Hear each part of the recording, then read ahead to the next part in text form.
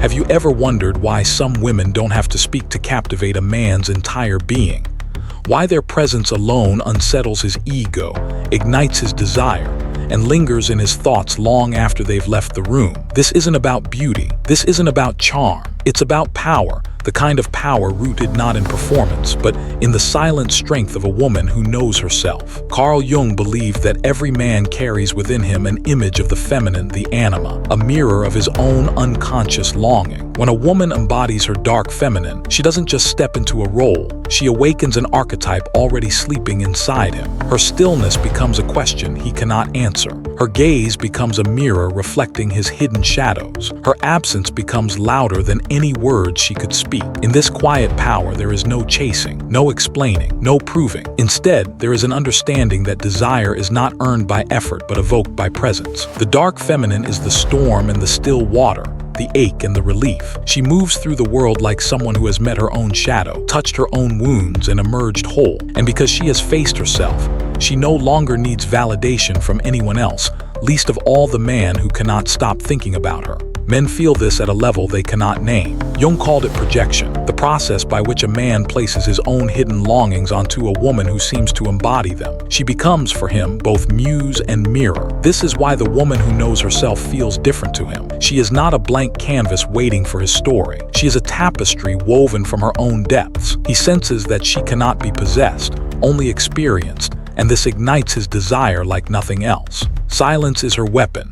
Not the cold silence of withdrawal, but the warm silence of self-possession. She listens without bending. She walks away without punishing. She waits without clinging. Her stillness challenges his ego, forcing him to confront the emptiness behind his performance of control. In her presence, he is no longer the hunter. He is the hunted not by her, but by his own unclaimed emotions. This dynamic is older than time. In myth, the dark feminine is always the threshold, the one who lures the hero into the underworld, not to destroy him, but to reveal him to himself. In modern relationships, the same dance plays out quietly. A woman's refusal to be defined by a man's attention is the first step in freeing him from his illusions. It is also the first step in freeing herself from the trap of needing to be chosen. To embody this is not manipulation. It is individuation, the process Jung described as becoming whole. When a woman meets her own shadow, she stops acting from trauma and starts moving from truth. She no longer gives her power away to be loved. She no longer softens her edges to be accepted. She becomes, instead, an axis of calm intensity, and men feel this. Some run from it. Some are drawn to it. All are changed by it. In this space, attraction is no longer a strategy. It is an energy, the natural result of self-respect and self-mastery.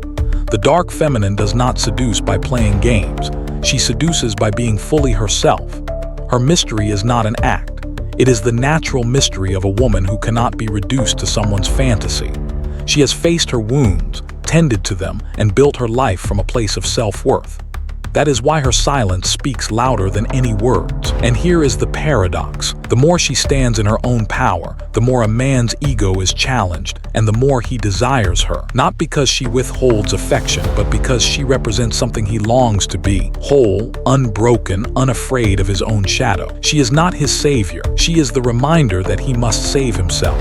Some women have learned this through heartbreak. Some have learned it through silence. Some are learning it now. But the path is the same. To stop seeking validation outside yourself. To stop making your worth dependent on who notices you. To stop mistaking attention for love. When you do, you become the woman whose presence shifts a room without speaking. This is not about dominating men. This is about mastering yourself.